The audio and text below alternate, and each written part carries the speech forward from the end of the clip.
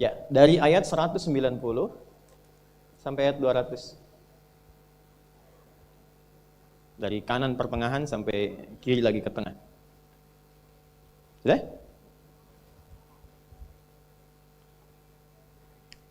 Perhatikan baik-baik, tolong ditandai dulu. Dan nanti saya jadikan ayat wajib untuk dihafal.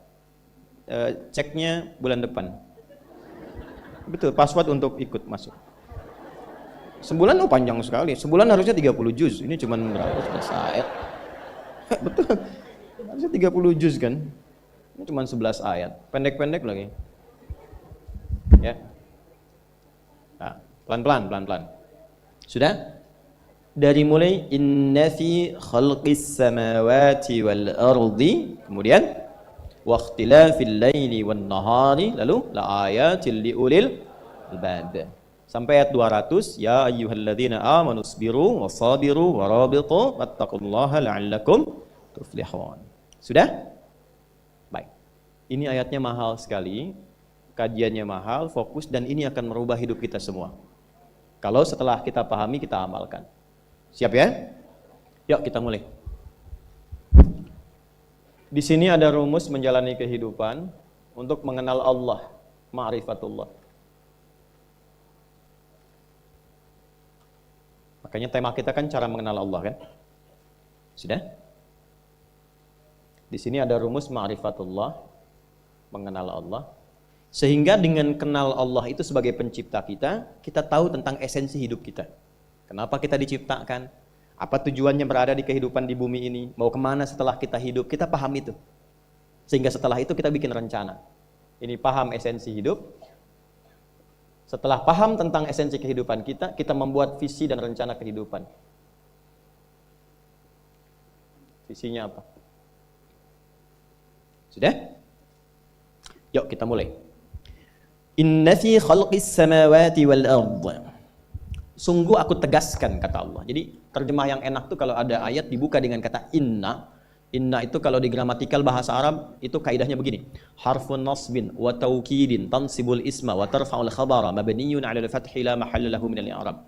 Huruf yang berfungsi untuk menegaskan satu informasi, menguatkan, menancapkannya ke dalam jiwa, sehingga nanti harakat kalimat setelah itu fathah untuk membuka. Fathah itu membuka sebuah informasi dan referensi penting yang harus ditancapkan ke dalam jiwa. Sehingga dia tidak mengalami perubahan. La mahalla lahu minal i'rab. Kalau sudah konsisten ditancapkan ke jiwa, apapun yang akan memengaruhi dia untuk merubah visi hidup itu, dia bisa tepikan. Maka terjemahan yang paling enak, inna fi khalqis samawati wal ard. Sungguh aku tegaskan, kata Allah. Di balik hikmah penciptaan langit dan bumi itu, waqtilafil laili wan nahar, dan pergantian siang dan malam. Kehidupan itu kan cuma dua pokoknya kan, langit dan bumi. Segala yang di langit, segala yang di bumi. Alam langit, alam bumi. Allah yang kuasai semuanya, itu disebut dengan alamin. Ya, maka kita katakan alhamdulillahi rabbil alamin. Nah, baik kehidupan di langit, kehidupan di bumi, atau semua aktivitas yang kita kerjakan selama 24 jam sehari yang ditandai pergantian gelap dan malam. Waqtilafil laili wan nahar. Apa esensi semua kehidupan ini? Apa esensinya? La ayat, bentuknya jamak. Sayangnya di terjemahan itu baru sebagian terjemahannya. Ya, menjadi tanda-tanda kan? Padahal ayat itu bukan sekedar tanda. Tanda itu ada 3. Satu, ada alam, sifatnya disebut dengan alamah. Diserap ke dalam bahasa Indonesia menjadi alamat. Sudah? Nah, alamat itu tanda yang mendekatkan pada tujuan. Walaupun umumnya selalu ke tempat. Itu alamat. Itu dari bahasa Arab. Di mana alamatnya Masjid An-Nur? Ketika Anda tahu alamatnya, lebih dekat sampai ke tujuan kan? Tak tahu alamat, tidak mudah mencarinya. Itu pertama, tanda. Kedua, wasmah atau wisam. Simatun. Diambil kemudian karakternya disebut dengan ismun. Nama, tanda. Nah, wasmah, simatun, ismun itu tanda untuk membedakan objek atau zat satu dengan yang lain. Misal orang Arab itu kalau punya kambing, misalnya, dia kasih tanda untuk membedakan ini kambing saya, itu kambing orang. Paham? Baik, nama kita dalam bahasa Arab disebut ismun, masmuka. Siapa namamu? Nah, kenapa diberikan nama itu? Untuk membedakan, memberi tanda. Ini saya, itu fulan. Adi, saya yang nengok. Ade, Pak Ade yang nengok. Tuh kan? Ahmad, yang lain tengok. Nia, ibu yang tengok. Ada polisi razia, tangkap. Nama kamu siapa? Nia, Pak. Yang betul? Nia. Nama lengkap? Kurniadi. Itu aneh. Nah, itu ismun, sima. Makanya kalau kita ingin diberi tanda yang baik, hadisnya katakan apa? Beri nama yang baik supaya dengan tanda itu dikenal baik. Tanda itu bukan sekedar memberikan nama, tapi memberikan kesan. Wasmun wa fi'lun thumma harfun lil kalim. Itu kaidahnya. Seseorang itu akan dinilai dengan 3 hal. Pertama, ismun, namanya. Maka beri nama yang baik supaya orang itu bisa ta'zim dengan keadaan nama. Yang terakhir ada ayat namanya. Ayatun, jamaknya ayat. Sini poin kita. Dan ini disebutkan 64 kali dalam Al-Quran. Sudah? Tidaklah ayat disebutkan kecuali tanda yang mendekatkan seorang hamba kepada Sang Pencipta. Tanda yang mengenalkan makhluk kepada Khalik. Di dalam bahasa Arab standar itu, di standar ya, apalagi kalau ada di Quran atau hadis. Tidak pernah disebut ayat kecuali menunjukkan tanda yang membuat kita kenal dan dekat dengan Sang Pencipta, dengan Allah Subhanahu wa taala. Itulah yang menjadikan semua isi Quran disebut dengan ayat. Al-Fatihah berapa ayat? 7. Al-Baqarah 286 ayat. Ali Imran 200 ayat. Pertanyaannya kenapa disebut ayat? Karena setiap kali kita baca Al-Quran, keadaan kita merasa lebih dekat dengan Allah. Kalau nggak percaya silahkan. Kita dengar aja kan sudah ingat Allah kan? Hati kita punya rasa yang berbeda kan sensasinya? Itu yang dimaksud Quran surah 8 di ayat kedua, Al-Anfal ayat kedua. Ya, innamal mu'minuna alladzina idza dzukirallahu wajilat qulubuhum wa idza tuliyat 'alaihim ayatuhu zadatuhum imana. Ini poinnya. Wa 'ala rabbihim yatawakkalun. Kata Allah, kalau Anda ingin mengecek keimanan itu hadir dalam jiwa atau tidak, kalau Anda ingin tahu orang itu beriman atau tidak, gampang. Ada tanda pokok, tapi yang kedua ada tanda yang paling spesifik untuk melihat dia dekat dengan Allah atau tidak. Tanda pokok yang standar itu adalah disebutkannya nama Allah. Jika disebutkan nama Allah, ada konfirmasi getaran dalam dirinya. Dan getaran itu hanya dimiliki oleh orang yang punya iman. Jadi kalau belum punya iman, nggak ada getaran itu. Atau imannya bermasalah. Cuma klaim di lisan, nggak nyampe ke jiwa. Ya, apa standarnya? Bila disebutkan nama Allah. Karena itu, diperdengarkan disebutkan nama Allah, itu 5 kali sehari di setiap pergantian waktu. Ya, subuh ganti waktu ke siang disebutkan lagi. Siang ganti ke sore disebutkan lagi. Sampai malam. Ya, karena nanti bisa terjadi, kata Nabi, yusbihu mu'mina wa yumsi kafira. Paginya ada iman, sorenya luntur.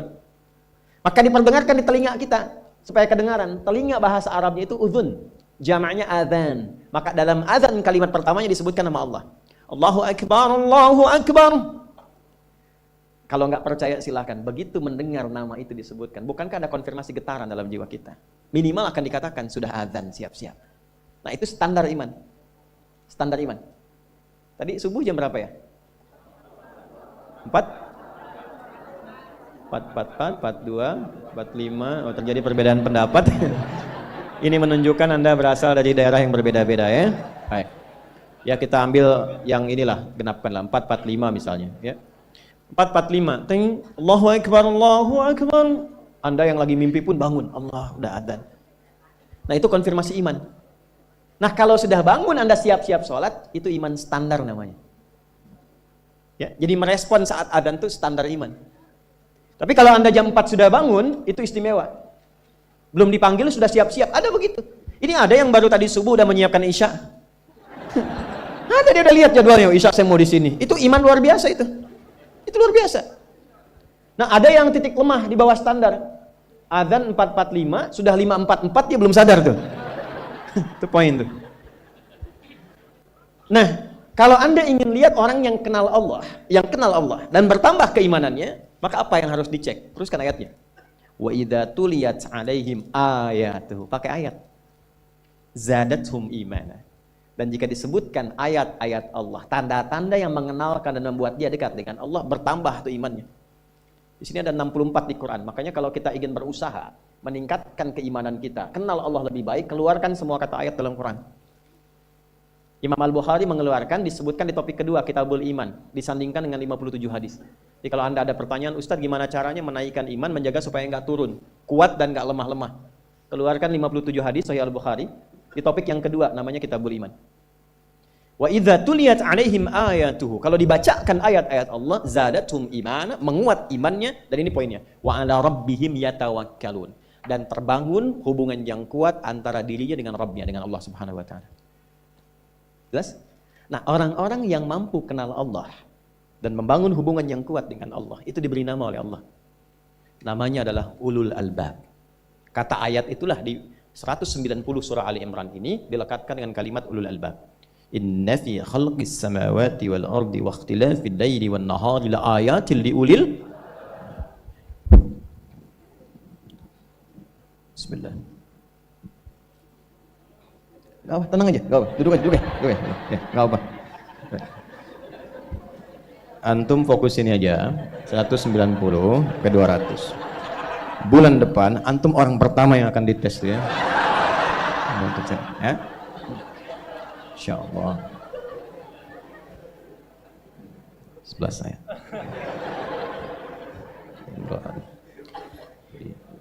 Jadi saya berusaha optimal supaya saat antum ditanya, saya nggak sempat bisa ngapus kemarin ya. Ya. Ulul albab, bismillah. Yuk kita lebih fokus ke sini.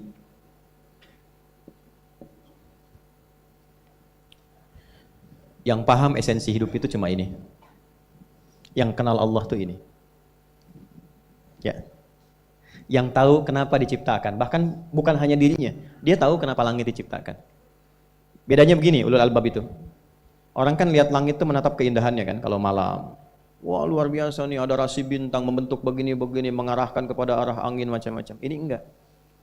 Rabbana ma khalaqta hadza batila. Ya Allah, yang langsung kenalnya ke Allahnya. Betapa Allah menciptakan ini luar biasa. Langit tanpa tiang, kemudian bintang-bintang luar biasa, memberikan rasinya mengarahkan kepada jalan-jalan, memetakkan. Itu langsung ingat Allah. Itu ulul albab. Dari kata lubun asalnya, lub. Zamannya albab. Tahu kelapa? Kelapa ya. Kelapa itu teman-teman, kalau kita mau dapatkan ini, terus mau ambil isinya untuk dimakan, bagian dalamnya, itu kan ada kulit luar ya. Ya. Setelah itu ketemu dengan batakonya ya, serabut kan. Setelah itu ini dikupas, ada daging kan, yang kerasnya dulu. Terus di tengah-tengah di bagian sini itu, ada yang lembut kan. Itu yang paling enak kan. Ya, makanya monyet tuh cari itu tuh. Kalau mau nyari kelapa, tangannya kan dijebak pakai itu kan. Cuman sayang karena monyet berpikirnya masih luaran.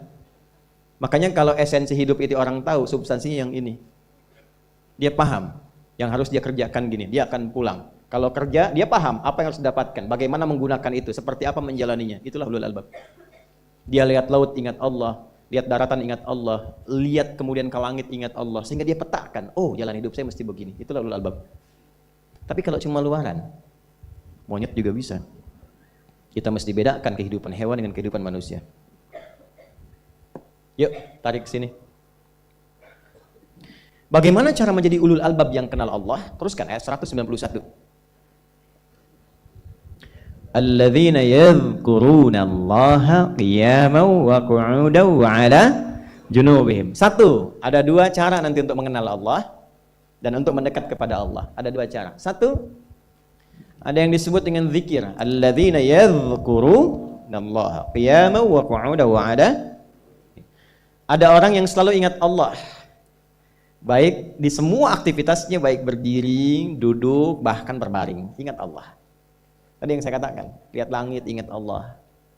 Nih Pak, indahnya begini Pak. Maaf ya. Lihat istri itu, ingat Allah. Lihat anak, ingat Allah. Ibu lihat suami, ingat Allah. Kalau melihatnya begitu, maka substansi berumah tangga, itu nikmat rasanya. Dan tanggung jawab itu melekat pada diri kita untuk terjaga dalam kebaikan. Ya. Saya nitipkan handphone saya ke antum, dan antum tahu itu punya saya. Ya. Dan Anda mencintai saya misalnya, ta'zim di situ. Mungkin nggak handphone itu ditempatkan di tempat yang tidak baik? Mungkin nggak Anda taruh di lantai begitu saja? Demi Allah saya katakan, mungkin Anda akan mencari tempat terbaik, disimpan di situ, dirapi-rapikan, dilap-lap karena Anda merasa itu punya saya yang dititipkan pada Anda. Manusia saja bisa Anda perlakukan demikian. Bagaimana ketika Anda melihat anak itu amanah Allah, yang Anda sebagai orang tuanya akan ditanya di kemudian hari. Maka kalau mau bersikap yang gak enak itu, gak bisa Pak kita lakukan. Mau bentak tuh gak bisa. Mau marah tuh ditahan-tahan. Ya. Dan itu dijaga. Lihat istri sebagai amanah Allah itu beda caranya dengan hanya melihat kemanusiaannya saja. Istri melihat suami sebagai amanah Allah akan lain. Ya. Makanya akan selalu sempat dan optimal merawat istri sendiri dibandingkan lihat-lihat istri orang. Begitu sebaiknya. Ibu pun tidak harus berharap, kenapa ya suami saya nggak seperti Ustadz? Harapan yang sia-sia. Sudah ada turunan hikmahnya. Nah itu ada latihannya. Latihannya apa? Alladzina yadhkurunallah, zikir. Jadi kalau zikir itu sudah kuat dalam diri kita, ya sudah menghadirkan esensi zikir dalam diri kita, yang dilihat semuanya itu semua anugerah Allah Subhanahu wa taala. Jadi saat dia gembira itu dia bersyukur, dan saat dia sedang mengalami duka dia bersabar. Semua sama sebagai ibadah. Ajaban li amril mu'min. Kalau sudah seperti itu, kata Nabi, perkara hidupnya mengagumkan, enggak ada keluhan. Itu latihannya zikir. Nah, zikir ini di Quran diturunkan dalam bentuk yang pokok berupa amalan ritual. Karena itulah semua bentuk amalan ritual disebut dengan zikir. Jadi kalau kita ingin hadirkan sifat tadi, maka cara pertama tingkatkan ibadah ritual. Salat. Apalagi? Al-Quran. Saya ambil 2 dulu lah, supaya nggak banyak-banyak dulu. Yang pokok salat yang kita lakukan tiap hari. Tinggal kuantitas dan kualitas kita tingkatkan. Maaf, lihat sini baik-baik. Salat itu di Al-Quran disebut dengan zikir. Dalilnya Quran surah ke-20 ayat ke-14. Dan langsung disarikan dengan fungsi ibadah sebagai fungsi hidup kita. Sudah? Perhatikan baik-baik. Innani anallah la ilaha illa ana fa'budni wa aqimis salata li dzikri. Itu dalilnya. Sayalah Allah, kata Allah. La ilaha illa ana, tidak ada Tuhan yang layak dipertuhankan dan layak disembah kecuali saya, Allah. Allah. Bagaimana kenal Allah sebagai Tuhan? Ya, yang layak disembah, yang harus dipertuhankan, kenalnya bagaimana? Mendekatnya bagaimana? Fa'budni, sembah saya supaya kamu kenal saya, dekat dengan saya, tahu saya. Bagaimana caranya? Wa aqimis shalah, tunaikan salat. Jadi kalau pengen dekat dengan Allah, terkoneksi kepada Allah, tersambung, punya sifat tawakal yang kuat, nih tingkatkan sholatnya, tambah. Makanya tiap hari kita sholat 5 waktu itu, untuk membangun konektivitas dengan Allah. Sebab kalau sudah dekat, aksesnya pun terbuka semua. Itu maksudnya. Anda dekat dengan pimpinan, akses di perusahaannya kan mudah untuk diakses. Ya kan? Kita punya kenalan yang kuat, yang punya sesuatu, aksesnya mudah dibuka. Kita kenal Allah dan dekat dengan Allah, apa yang sulit bagi Allah. Dan ini kita yakin. Nah sekarang Allah kasih jalan. Coba lihat orang-orang dulu. Ya. Mereka ketika akan melatih dirinya untuk tersambung kepada Allah, sholat semua, termasuk para nabi, rasul. Tapi dahsyatnya, ketika ada apapun dalam kehidupannya, yang sulit Allah mudahkan. Minta langsung dikabulkan. Dan sangat luar biasanya, seringkali terjadi mintanya lewat sholat. Nabi Zakaria itu kan dihukumi istrinya oleh medis itu menopause dan mandul. Maaf, nggak mungkin punya keturunan. Kapan mintanya? Dalam sholat. Mohon sama Allah. Dan itu dikabulkan. Dan diabadikan di Quran dengan surah yang sama, Ali Imran ayat 38-39.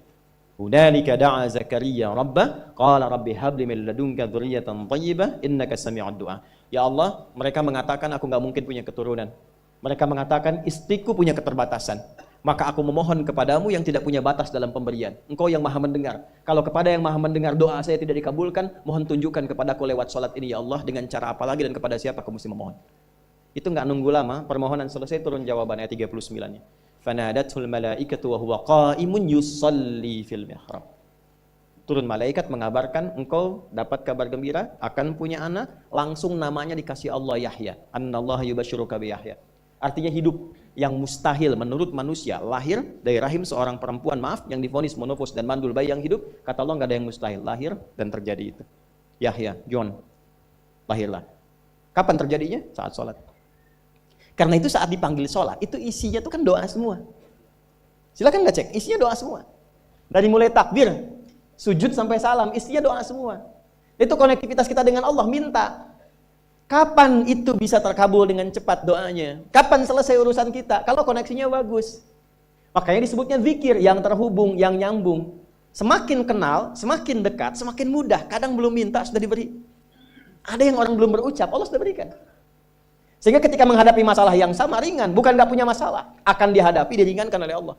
Masalah yang sama, ini sampai ribut, adu argumentasi. Orang ini cuma senyum, selesai. Betapa banyak masalah kecil diargumentasikan jadi besar. Akhirnya problem. Tapi tidak sedikit masalah besar dihempaskan di atas sajadah. Ketika koneksinya dengan Allah itu kuat, tiba-tiba hilang seketika, selesai. Makanya Nabi Yakub kalau punya masalah, yang beliau lakukan apa?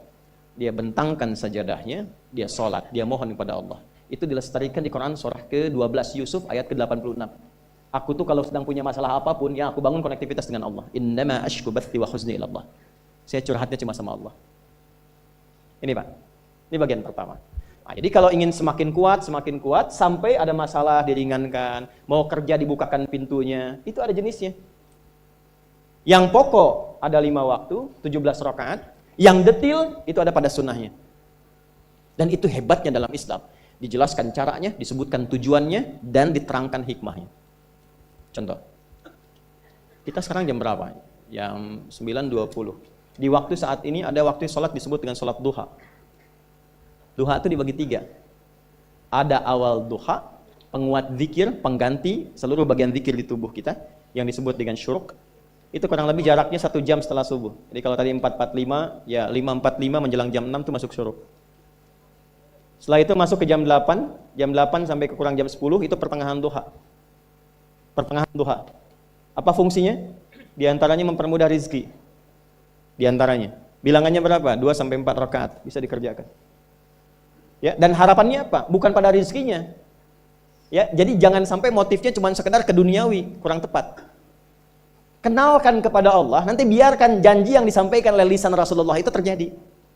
Ya, jangan pada rizkinya, ini terbatas, cuma sampai situ. Tapi kalau kita minta sama Allah, dikasih jalannya itu dari sisi yang tidak kita duga. Anda berhitung, Allah kasih hitungan. Anda tak berhitung, Allah kasih apa yang tidak pernah Anda hitung sebelumnya. Itu poinnya. Maka lakukan sholat, dekati. Itu yang disebut sholat duha. 2 rakaat, tambah lagi 2. Untuk kenal Allah.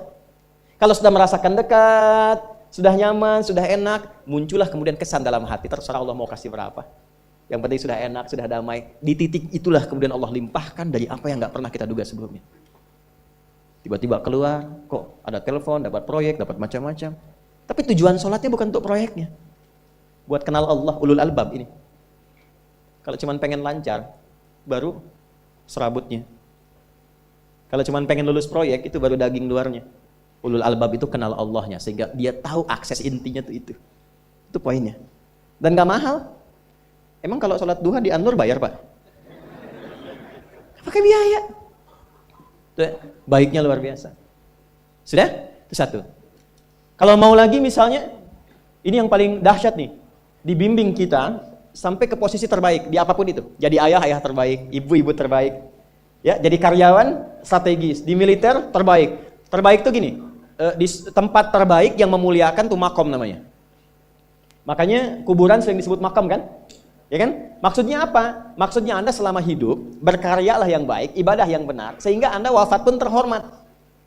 Ya, kata makom tuh pertama kali di Al-Baqarah ayat 125, makom Ibrahim. Ya.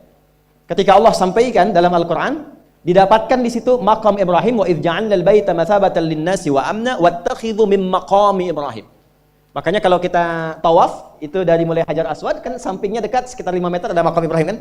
Itu tapak kaki pertama beliau meninggikan pondasi Ka'bah, dan di situ diabadikan kemuliaannya sampai beliau wafat. Dikenal sampai sekarang. Ya, setelah sekian abad. Jadi kalau kita ingin terhormat dan masih dikenang sampai kapanpun, itu maqam namanya. Tapi ada cara yang lebih hebat. Anda di posisi itu, lawan pun mengakui memang Anda yang pantas ada di situ. Itu namanya maqam mahmuda. Maqam mahmuda. Siapa yang bikin urutan 100 tokoh paling berpengaruh di dunia? Siapa? Saya tanya, yang nulis siapa namanya? 100.000? 200.000? 200.000? Dia mencari langsung di Google tuh. Lambat mas, waktu habis. Michael Chart. Dia yang nulis, maaf ya. Urutan pertamanya siapa? Muhammad SAW. Yang nulis itu muslim atau bukan? Kok bisa tergerak hatinya untuk menempatkan seorang nabi muslim di tempat pertama? Saya tanya begini, kenal Abu Jahal nggak?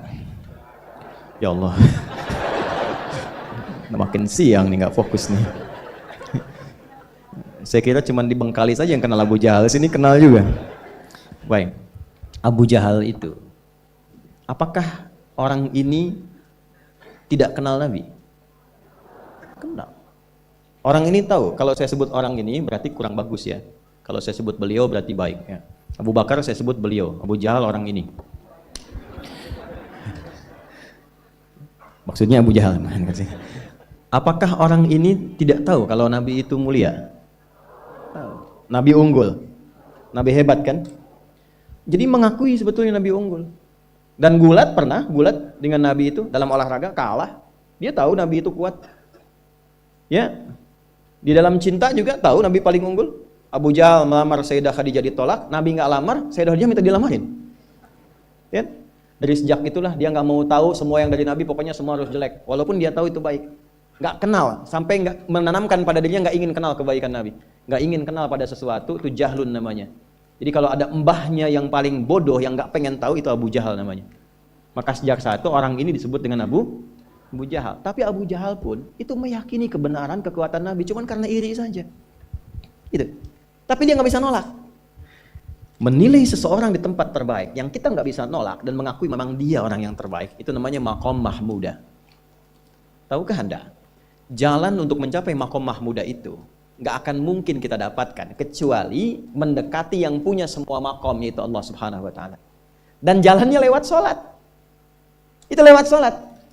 Tapi karena ini levelnya istimewa, tingkat tertinggi, ya prajurit pengen jadi komandan terhebat yang diakui, nggak ada orang nyoal. Di kepolisian pengen jadi pimpinan yang baik dan semua mengakui sehingga nggak ada yang nyoal. Di perusahaan pengen jadi pimpinan yang ideal, ya semua mengakui, nggak ada yang nolak. Itu maqam mahmudah. Jalannya apa? Ternyata nggak pakai uang, nggak pakai koneksi-koneksi yang tidak jelas. Koneksinya dibangun dengan Allah sehingga Allah melembutkan hati semua orang itu untuk menetapkan dia yang terbaik. Sholat. Karena levelnya tinggi, dinaikkan dari sekedar sholat fardu. Ditempatkan di waktu yang tidak biasa. Butuh pengorbanan, butuh perjuangan. Namanya tahajud. Turunlah Quran surah ke-17 ayat 79 sampai 81 itu. Quran surah 17 ayat 79 sampai 81. Ini poinnya. Wa minal laili fatahajjad bihi nafilatan laka asa ayyab'atsaka rabbuka maqaman. Ini kan terjadi keanehan kan, ironinya. Anda pengen sukses, pengen tertinggi, Anda tahu Allah penentunya, Anda tahu Allah yang punya rizki, Allah punya kekuasaan, tapi Anda nggak mendekati Allah. Terus yang dipakai cara-cara salah, kenapa harus korupsi? Kenapa harus nyogok? Kalau SK-nya nggak Allah tetapkan, nggak akan turun juga. Dan sudah hukum, kalau ayah berbuat maksiat, itu anak istri pasti kena. Itu udah hukum. Makanya saya mohon deh, ya para ayah itu kalau mencari nafkah, cari yang benar. Kasihan anak Anda yang di SD, harus berhenti sekolah. Maaf, bukan anak Anda, maksudnya anak orang lah. Kenapa harus korupsi? Maka ketika ada tawaran sogokan yang nggak bagus, itu yang dibayangkan tuh itu bukan cuma proyek jalan dapat uang banyak, tuh anak-anak tuh bahaya.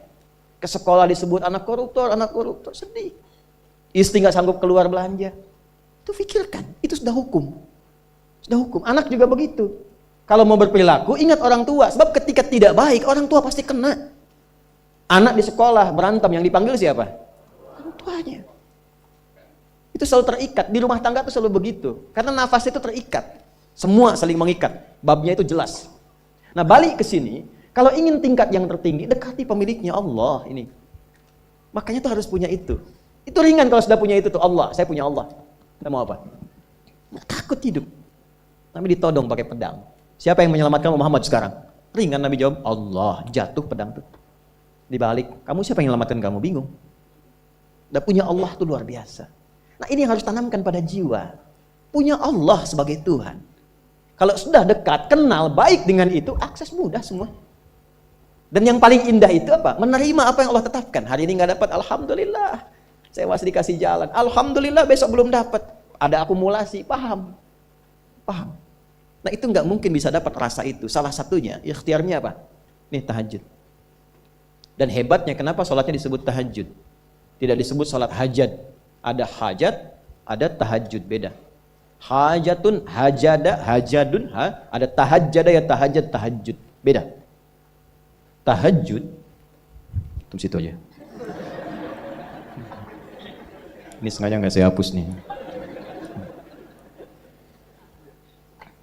Mana staf saya? Oh, foto nih ya. Saya hafal insya Allah. Tenang. Tahajud. Asalnya dari kata hajada, begini, ha, jim, dal. Ditambah ta di depannya, lalu ada tasydid sebelum akhirnya. Nih. Ini akarnya 3 huruf, ha, jim, dal. Hajada itu asalnya bangun dari tidur malam. Tidur dulu, lalu bangun setelah itu. Itu hajada. Pelan-pelan. Paham sampai sini? Kita teruskan. Kalau kita ingin berusaha untuk bangun, mengoptimalkan diri untuk bangun, maka tambahkan tak di depannya. Berusaha untuk mendapatkan atau mencapai sesuatu. Kalau yang kita akan lakukan itu tidak mudah, nggak gampang bangunnya, sehingga butuh rencana, butuh persiapan, kan? Maka tambahkan tasydid sebelum huruf akhirnya. Dari kata syiddah, apa yang mau dikerjakan ini nggak mudah. Memang pengen bangun itu jam 3. Tapi kan nggak tiba-tiba ujuk-ujuk bangun jam 3, belum tentu. Ini kan? Kita harus rencanakan dulu supaya bisa bangun, saat bangun tuh siap, bukan cuma bangun. Bangun jam 3, sholatnya 4:30, ya kan jauh. Maka untuk bangun jam 3 itu butuh persiapan, nih syiddah. Maka rencanakan, pasang alarm 3 kali. Misal yang ikhtiarnya jam 2, jam 2.15, jam 2.30. Alarm jam 2 untuk mematikan alarm yang kedua. Gitu kan? Yakin saya Anda kalau pasang alarm malam tuh nggak satu, yakin? Bangun, ceklek, mati. Minimal ingat akan ada alarm berikutnya kan? Nah itulah tak. Allah itu sudah tahu modus-modus kita itu. Karena alim maha mengetahui. Detailnya kan kita lakukan kan Allah sudah tahu. Alarm yang kedua membangun kesadaran paripurna. Peringatan kedua. Kalau pengen bangun, bangun, enggak tertidur. Maka ketika sampai pada alarm ketiga, sudah sadar kita. Oh. Apa-apa Bu, alhamdulillah. Lebih baik telat daripada enggak sama sekali. Bangun. Nah ini. Kalau kita tarik ke implementasi hidup, pengen level tertinggi itu butuh perjuangan. Latihan dulu, kan? Menguras fisik, energi, tenaga, biaya, hasilnya indah. Tapi ada jalan cepat untuk mendapatkan itu. Nih aksesnya bangun kepada Allah. Gitu. Kalau kita tingkatkan ini, itu luar biasa. Jadi itu. Jadi.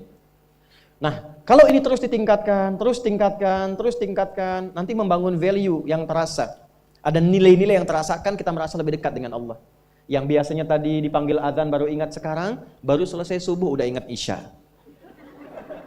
Nanti isya bagaimana, gitu kan, urutkan. Tapi tetap zuhur juga, zuhur, asar, maghrib, isya. Waktunya kenal, jam berapa, jam berapa, jam berapa. Bahkan dipetakan, saya nanti akan ke sini, masjid yang terdekat di situ. Jadi lihat peta itu, ya lihat peta jalan, saya nggak sebut nama supaya nggak endorse. Itu lihat peta jalan, itu dia petakan, saya akan sampai di situ jam berapa, durasinya berapa, masjidnya di mana. Kalau tertinggal di situ, di sini saya sholat Jumatnya. Sampai ke situ. Nah, value yang membuat kita semakin meningkat dekat dengan Allah itu takwa namanya. Takwa. Disebutkan sebanyak 240 kali dalam Al-Quran. Nah, intinya itu ini nih. Di jiwa takwanya. Kalau ini sudah ada, Allahu Akbar. Silahkan Anda keluarkan semua kata-kata takwa di Quran. Tidak ada kecuali yang indah semuanya. Quran surah 65. 65 itu babnya bab tolak. Surahnya at-tolak. Tolak itu persoalan terbesar di rumah tangga. Nggak akan bisa terjadi yang demikian itu kalau ada takwa di dalamnya. Nyambung. Kalaupun mesti terjadi, itu spirit takwa mengarahkan pada yang terbaik. Makanya di ayat kedua di ujungnya, sampai ke ayat 3, apa yang terjadi? Di rumah tangga itu kan cuma 2 babnya. Satu masalah dari komunikasi, yang kedua materi. Perhatikan. Wa may yattaqillaha yaj'al lahu makhraja wa yarzuqhu min haitsu la. Siapapun yang mampu meningkatkan takwanya kepada Allah, pakai man tuh, setiap personnya. Suami, istri, ayah, ibu, anak, satu keluarga mencoba meningkatkan takwa. Dia tahajud, bangun semua ingatkan. Bangun semua tahajud, salat duha, yuk ingatkan dimanapun. Alhamdulillah. Apa yang terjadi ketika dilakukan? Allah. Apa jawab Allah? Yaj'al lahu makhraja. Enggak pakai alif lam, makhraja. Masalah apapun yang engkau alami. Suami berangkat ada masalah. Ada masalah umum yang semua orang mengalami itu. Tapi yang ini enggak.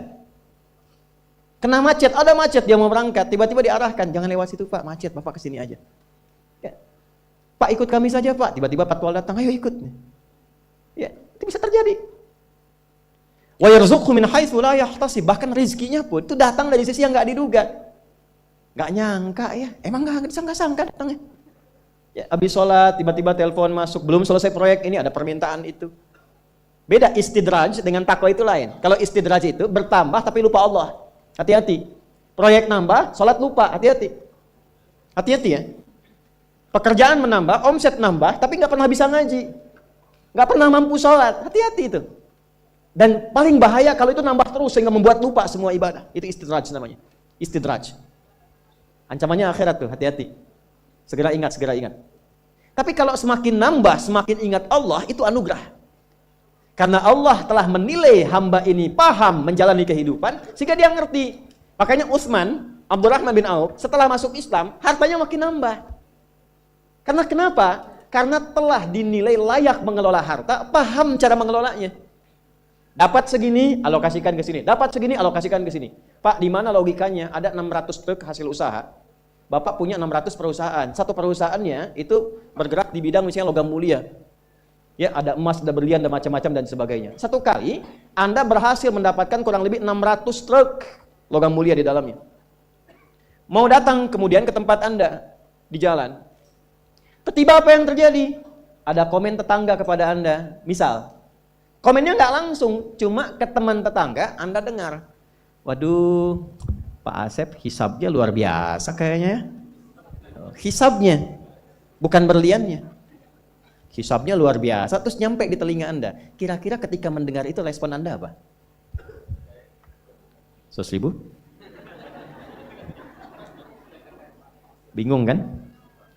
Bingung. Lihat Abdurrahman bin Auf, jazakallahu khair. Datang 600 kafilah pakai unta.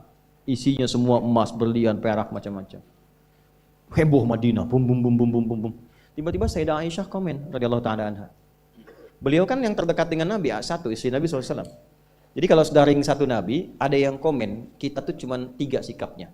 Like, share, and subscribe. Gak usah ikut komen lagi. Sukai, share, subscribe. Ikuti jalannya. Apa komennya? Secara singkat, kama qalat. Aku pernah mendengar Nabi SAW mengatakan, Abdurrahman bin Auf itu agak lambat hisabnya. Ya, selambat-lambatnya cepat juga dibanding kita kan? Ya? Maksudnya apa? Ingin menggambarkan betapa banyak kekayaannya. Scan, checklist, semua. Ketika mendengar komen itu, apa kata Abdurrahman bin Auf? Saya jadikan semua yang baru datang itu saya sedekahkan semua untuk orang Madinah. Supaya mempercepat hisabnya itu. Saya sedekahkan semua. Bisa nggak begitu? Coba lihat handphone antum itu.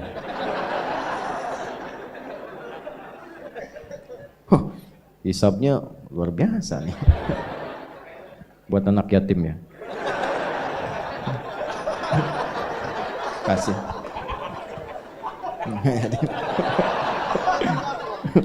Antum yatim itu kalau belum balik. Ini udah bisa nyari sendiri. Dari perjalanan yatim itu butuh perhatian, banyak di luar anak-anak yang masih butuh perhatian. Buat yatim ya. Nah, mudah. Ini benar. Nah, itu yang maksud saya katakan, itu nggak mudah. Tapi kalau kita diberikan anugerah oleh Allah, pandai mengelola sesuatu sesuai dengan kehendak Allah, ini kasih semua. Ilmu dikasih. Ya, kalau ingin percepatan pengetahuan, teman-teman yang masih belajar di kampus dan sebagainya, saya kasih rahasia ya, dan ini saya praktekkan. Saya sejak khususnya, saya ditalakikan doa oleh ibunda kami, tapi saya optimalkan prakteknya saat di pesantren. Ini rahasia di antara kita saja ya, saya kasih tahu nih. Dari Quran. Ternyata akselerasi pengetahuan itu bukan didapatkan dari sekedar perjuangan kita untuk belajar, membaca, kemudian ikhtiar intelektual dan fisikal, tapi ikhtiar spiritual itu mengaktifkan semua potensi-potensi akselerasi pengetahuan kita supaya kita dapat lebih cepat dari standar yang biasa dilakukan. Itu ada rumusnya di Quran surah kedua Al-Baqarah di akhir ayat 282. Ibu kalau mau juga bapak untuk anak-anak cucu-cucunya boleh. Lihat ujung ayatnya, paling kiri sebelah bawah, langsung lihat ke ujung. Quran surah kedua Al-Baqarah di akhir ayat 282. Wattaqullah wa yu'allimukumullah. Wattaqullah, tingkatkan takwamu kepada Allah. Bangun akses dengan Allah. Yang maha punya pengetahuan siapa? Allah. Karena itu disebut alim kan? Ya kan? Kalau kita aksesnya kuat, wa yu'allimukumullah, Allah langsung yang mengajarkan kepada kita bahan-bahan pengetahuan itu. Bukan nggak belajar, bukan, tetap belajar. Tapi yang terjadi apa? Ketika dalam belajar itu tahajudnya meningkat, duhanya meningkat, rawatibnya meningkat, Allahu Akbar. Dan dilakukan karena Allah, bukan karena pengetahuannya. Lillah. Itu baru dengar satu kalimat, kita paham arahnya mau kemana. Dan belajar apapun cepat. Itu yang terjadi. Imam Al-Bukhari, dengan ingatan yang kuat tadi, jangan dikira itu hampa begitu saja, belajar dapat, tidak. Itu dari mulai ayah ibunya. Ya, bahkan nanti saat lahir, kedua tahun ayahnya meninggal dunia, ibunya single parent, tapi ibunya nggak berhenti mendekati Allah. Usia 4 tahun matanya buta. Buka Fathul Bari itu, jilid pertama. Itu buta Al-Bukhari itu matanya. Dan butanya permanen. Permanen, medis mengatakan nggak mungkin. Apa yang terjadi? Ibunya tidak putus mendekati Allah. Beliau punya mihrab, mihrab, tempat khusus untuk bermohon.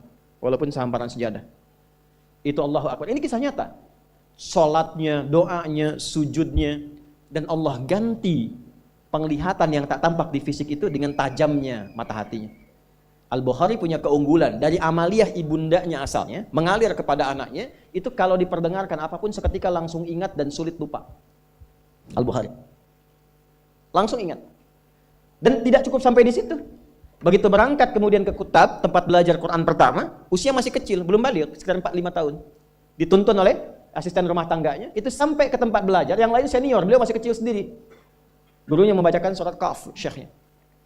Begitu selesai, iseng nanya, man hafidh, siapa yang sudah hafal? Itu anak kecil yang tak melihat pandangannya, kata orang disebut dengan buta, dia angkat tangannya mengatakan, hafidhtu an dhahri qalbi. Saya sudah hafal, syekh, dalam kepala saya, bahkan dalam hati saya. An dhahri qalbi. Jadi hafalan yang benar itu hafal di dalam kepala. Hafal di luar kepala, belum hafal. Saya sudah hafal Ustaz, di luar kepala, oh belum hafal.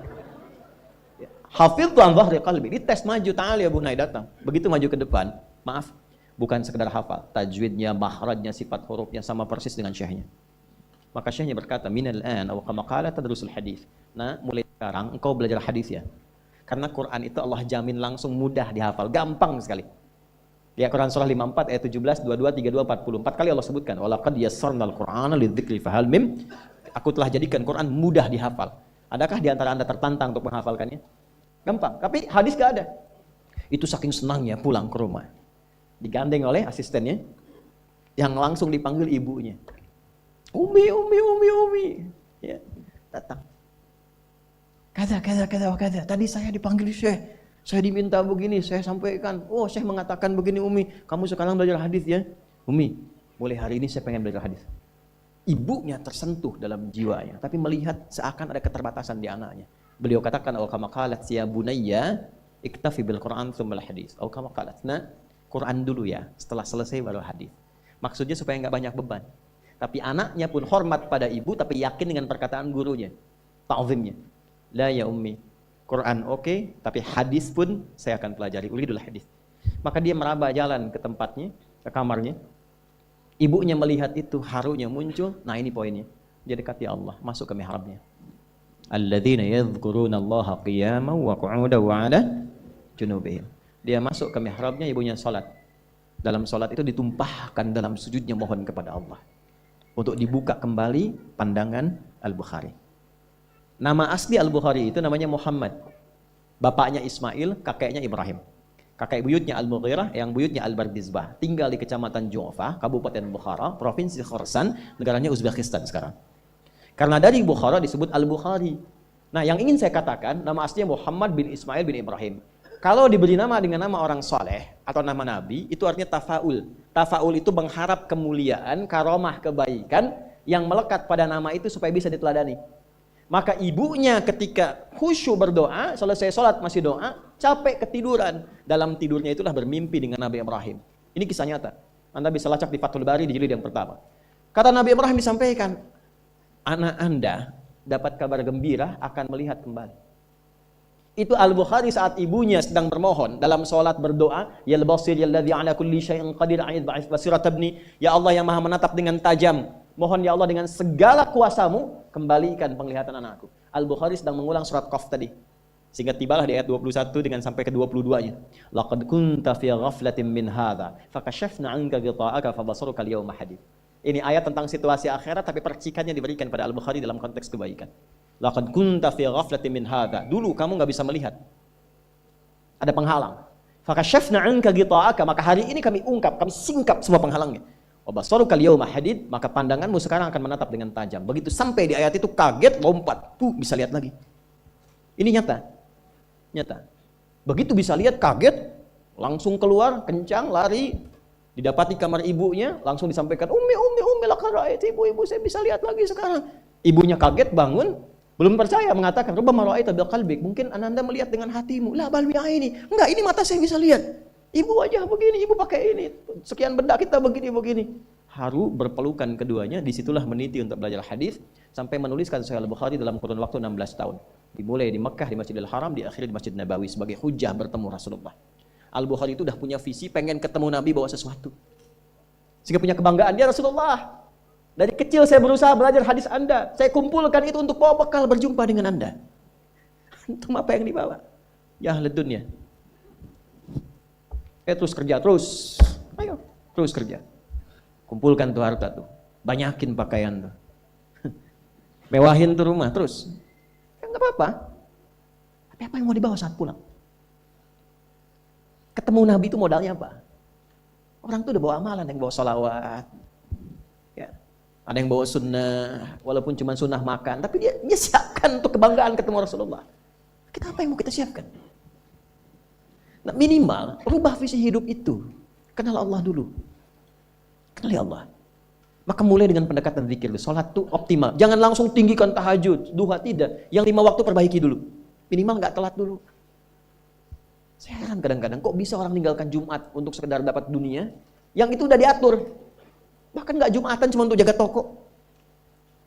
Yang kalaupun tuh nggak dilakukan, tetap dia Jumat dapat juga. Nah itu ilmu tadi. Ilmu. Saya coba itu, Pak. Coba lihat. Itu kan mahal. Imam Syafi'i dulu ibunya begitu, bangun ketakwaan. Imam Ahmad tuh begitu. Imam Ahmad tuh hafal 1 juta hadis. Itu kehilangan ayah. Ibunya single parent, Pak, jangan dikira. Manasin air malam supaya anaknya tahajud. Udah dipanasin, diangetin, terus diwudukan. Imam Ahmad kecil. Digendong, disimpan di halaqah masyayikh. Setelah selesai digendong lagi balik. Sekarang dituai hasilnya. Saya kehilangan ayah, lulus SD lah. Dan kalimat terakhirnya itu minta maaf, sambil meluk. Karena nggak bisa ngantar ke pesantren. Maafkan apa nggak bisa ngantar. Di rumah sakit, di Serang waktu itu RSUD. Saya masih kecil, baru masuk 13 tahun, mau berangkat. Ya belum paham, tapi kita ta'zim, takrim pada beliau, pamit. Beliau menangis, saya tahan untuk menunjukkan sikap tegar.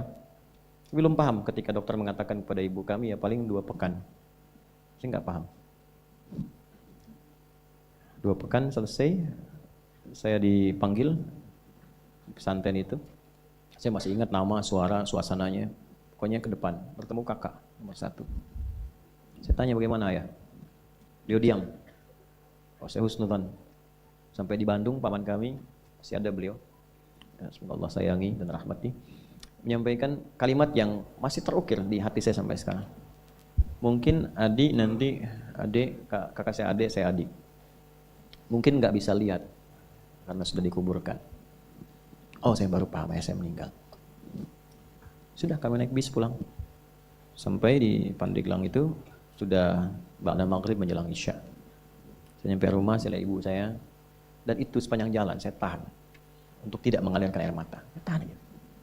Ya. Jadi tahan sampai ketemu ibu, saya nggak nangis, saya peluk ibu saya temani tidur di ruang tengah, saya masih ingat.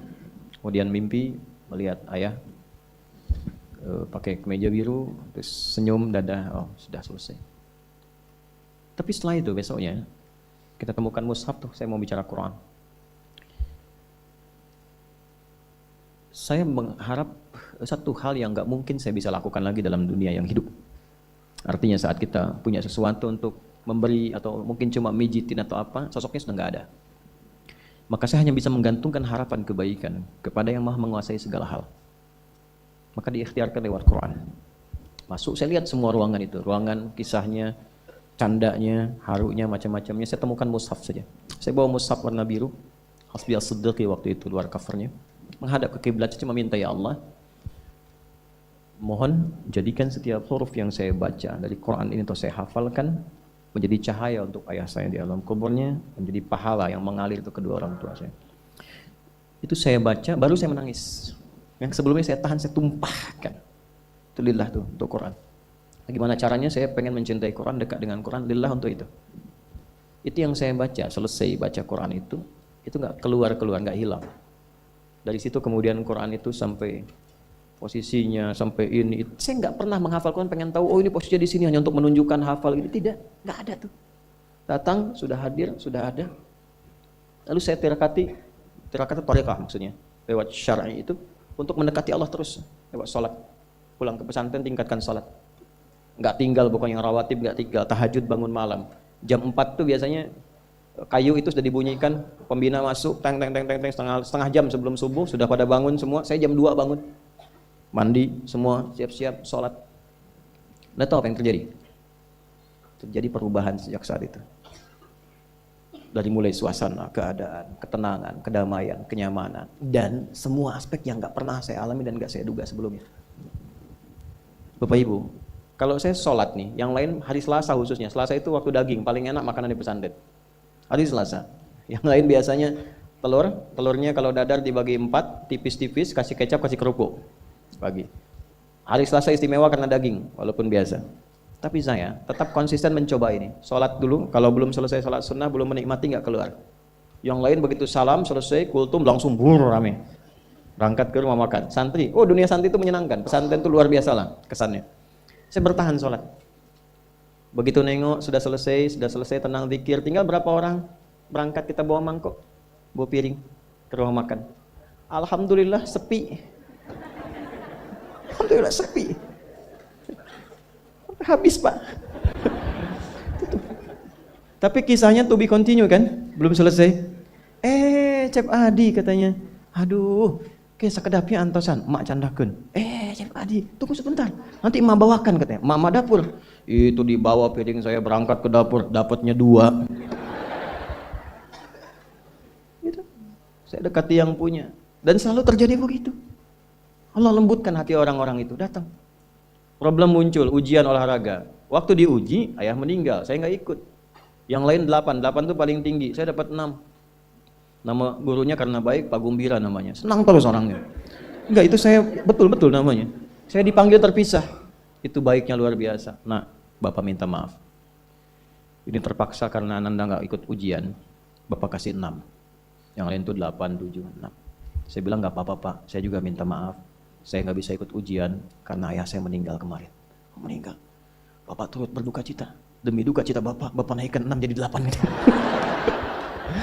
Dapat juga 8. Alhamdulillah. Nggak perlu lari 8 Pak. Gitu. Ini berkah. Ini kita dekati yang punya. Sampai sekarang begitu. Pokoknya saya nggak peduli Pak. Saya berangkat dakwah apa dan sebagainya. Itu dakwah. Tadinya nyewa ruko, kantor sudah jadi macam-macam. Kita wakafin. Ya, ada kendaraan wakaf. Ini kamera itu wakaf tuh. Nanti saya meninggal ada yang teruskan. Ya, wakaf, pesantren wakaf semua. Dari mulai tanahnya sampai gedung bangunan. Itu kami wakafkan semua. Karena apa? Tujuan saya berdakwah bukan mengumpulkan itu. Ini gantian, ini cuma dipakai aja. Ini sementara yang saya pakai itu cuma kitab, baju beberapa. Selesai gantian, kasih lagi. Hidupnya enak. Hasilnya apa? Sampai sekarang itu nggak pernah beli. Kalau kasih hadiah dari ujung kepala sampai ujung kaki, nggak ada beli. Saya pernah mencoba ingin beli, begitu mau bayar dibayarin lagi. Akhirnya saya lakukan dengan pakai masker, jalan nggak boleh ada orang tahu, supaya saya tahu caranya beli itu gimana. Berhasil, alhamdulillah. Dan harus saya tutup rapat, begitu ketahuan dapat lagi nanti. Ya, ternyata apa? Lebih gampang dibeliin daripada beli sendiri. Ini aksesnya. Dan kita nggak merasa tinggi, biasa saja gitu. Itu melatih diri. Tapi bukan apa-apa, cuma ikut orang dulu, meneladani ulama-ulama dulu saja, nikmat hidupnya. Itu aja poinnya, apa yang mau dicari. Maka mulai sekarang, itu poinnya tuh. Percepatan pengetahuan hanya dengan takwa. Saya kalau mau ujian, teman-teman itu ke kelas, saya ke masjid. Silakan tanya sama teman-teman seangkatan saya pasti ke masjid. Apa yang terjadi? Ya kita lihat, cuma ini yang jangan ditiru. Saya itu dulu jarang menulis. Ya, sekarang malah senang nulis. Karena apa? Ada merasakan dari ibu, doa ibu. Jadi ingatan yang cukup nyaman dengan ingatan itu. Jadi kalau ada sesuatu yang baik berkesan, itu saya nggak lupa. Biasanya Allah berikan kejagaan di situ. Contoh dulu ada sidul anak sekolahan kan, SDAS itu sidul anak sekolahan.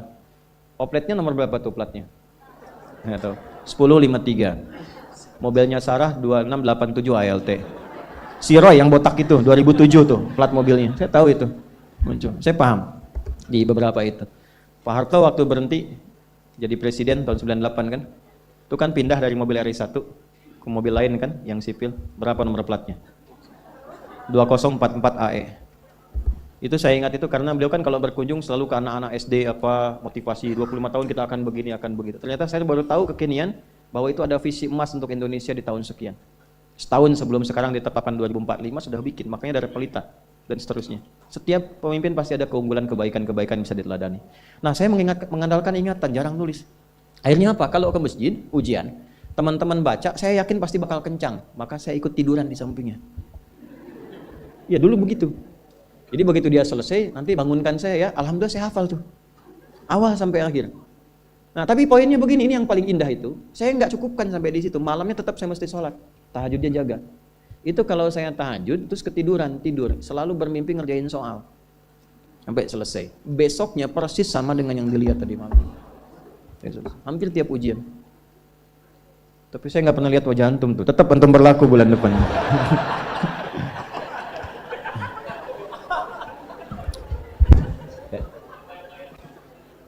Udah ya? Nah ini, ya jadi sekarang saya cuma pesan dua, nggak banyak-banyak, sholat sama Quran.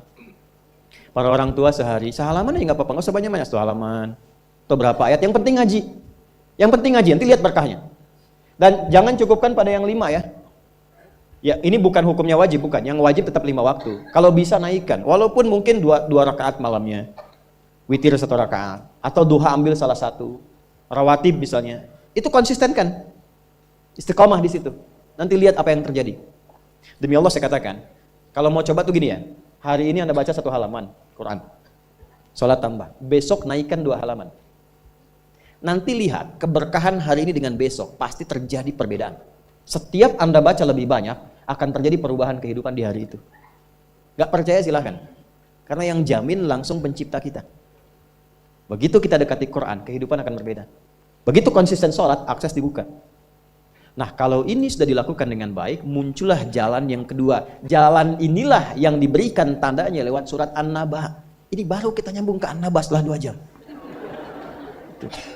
Apa itu? Yang pertama itu jalan zikir, alladzina yadhkuru tadzakur. Yang kedua jalan tafakkur, wa yatafakkaruna fi khalqis samawati wal ard. Rabbana ma khalaqta hadza batila subhanaka faqina. Yang pertama tadzakur dengan zikir, bentuknya amaran ritual. Yang kedua tafakkur, menjadikan semua objek kegiatan lillah. Wa yatafakkaruna fi khalqis samawati wal ard. Kalau zikirnya sudah mantap, maka dampaknya ada ke fikir. Karena fikirannya akan dibimbing oleh jiwanya. Maka dia merencanakan semua kegiatannya, bukan hanya untuk difikirkan, tapi juga dizikirkan, diniatkan untuk mendapat ridha Allah, untuk melancarkan visi hidup dia sampai pulang. Makanya kalau Anda baca sampai ayat 200, itu lengkap sekali. Jangan cuma dunia, nanti ke akhirat bagaimana, dihisab bagaimana, ini ada ancaman neraka kalau nggak siap bekal. Teruskan coba ayatnya. Ya wa yatafakkaruna fi khalqis samawati wal ardi rabbana ma khalaqta hadza batila subhanaka faqina rabbana innaka man tudkhilin nar faqad akhzaita wa ma lidh-dhalimin min. Ini yang enggak punya visi hidup. yang hidupnya bukan tadzakur, bukan tafakkur. Silahkan kata Allah, tapi innaka mayyit, kamu akan meninggal. Silahkan kumpulin harta, naikin jabatan, nyogok, suap, silahkan aja, pilihan. Tapi Anda terancam pulang dalam keadaan hina. Innaka man tudkhilin nar faqad akhzaita. Makanya kita bertekad, ya Allah bimbing hamba supaya pulang enggak hina. Enggak mau hamba dihinakan di hari kiamat.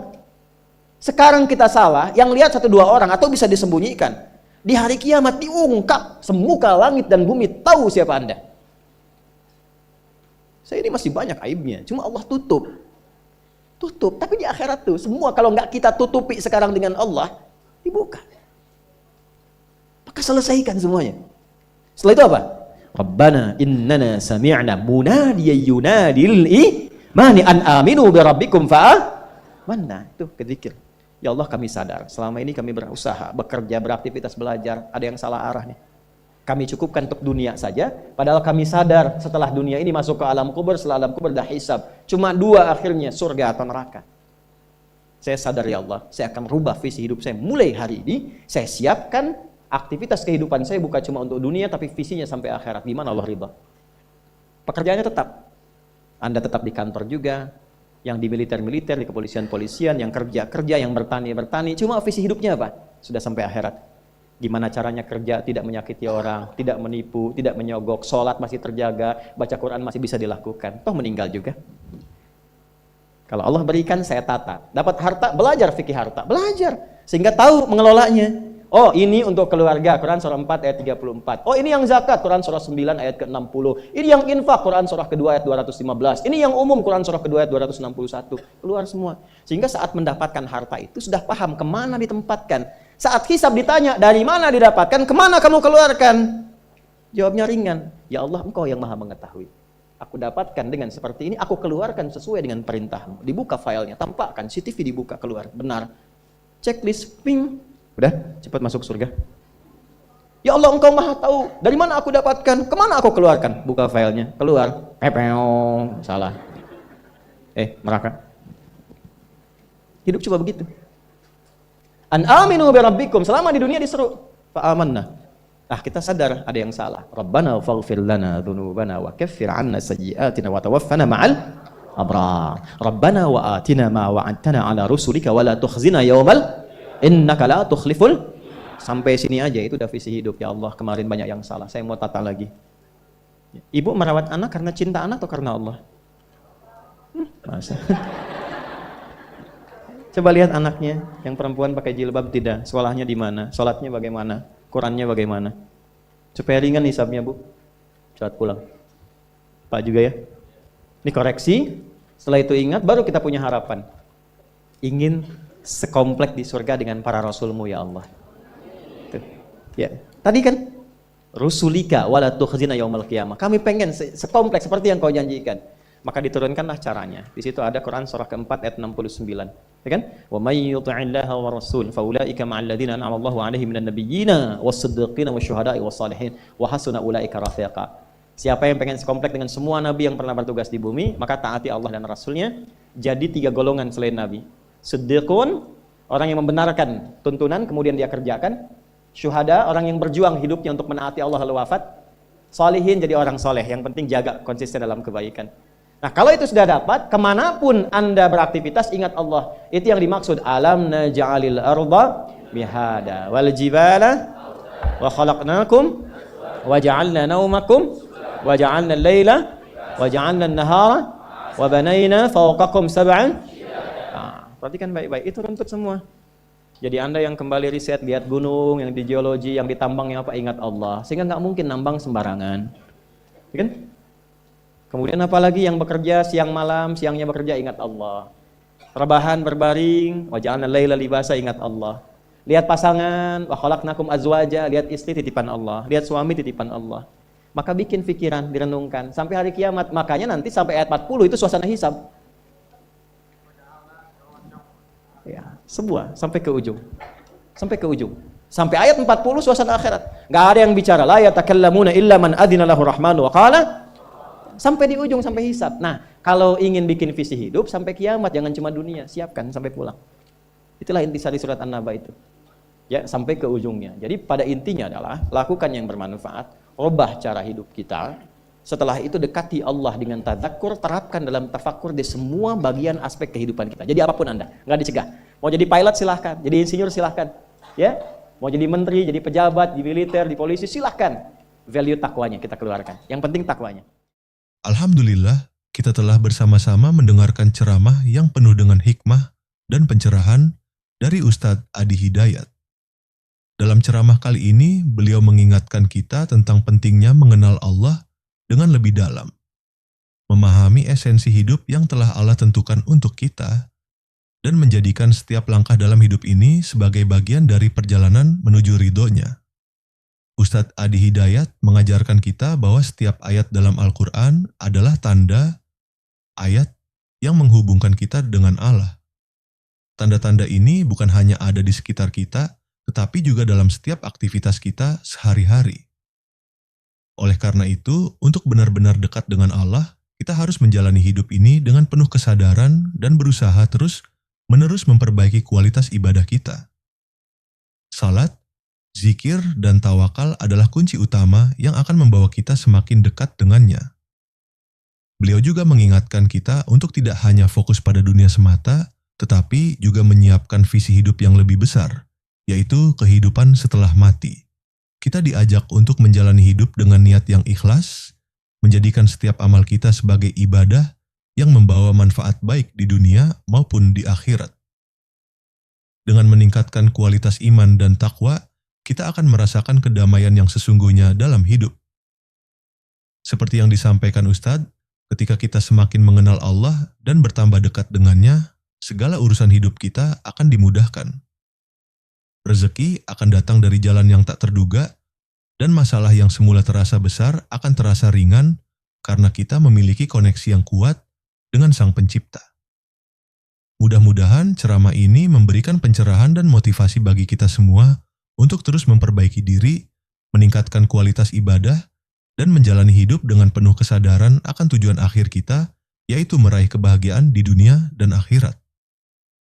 Jika Anda merasa video ini bermanfaat, jangan lupa untuk like, share, dan subscribe channel ini agar lebih banyak orang yang bisa merasakan manfaat dari ilmu yang telah disampaikan. Mari kita juga bersama-sama mendoakan Ustadz Adi Hidayat agar selalu diberikan kesehatan, keberkahan, dan ilmu yang bermanfaat.